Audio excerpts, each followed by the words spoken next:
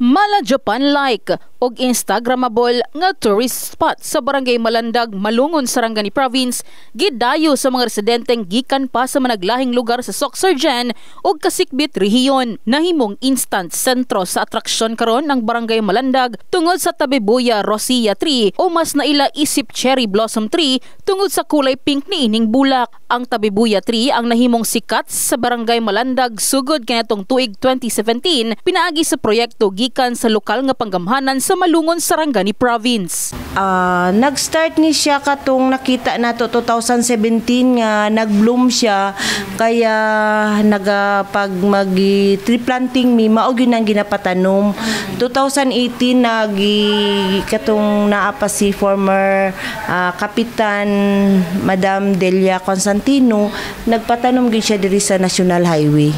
Sikat ang maong kahoy sa ubang nasud sama sa Japan og kasagarang makita usab kini sa mga Japanese, Korean series og anime. Rason nga sa dihang nag-viral kini online, daghan ang naauhag nga moadto sa lugar aron nga magpahulagway og aron dili magpaulahi sa trend apil ang mga sikat nga mga Bisaya vloggers. Oo, karon ra pod duban sa akong manghod. First time kay gikan mo kog abroad. So nag-viral ba so makiuso pod. Nakita na mo ni nga kuan sa post sa Facebook nga nagblooms ang iyang sa pangalan ning mga bulak mo ni hunong mi diri. Okay, para makapapicture ba kay nindot kay siya nga mga flowers kay mura siya nasa Japan o murag Little Japan. Nagpicture lang pod mi. Sa lang pod sa Facebook. Nakita ra pod namo. Yes po, nag-enjoy lang picture. Murag Korea, cherry blossom.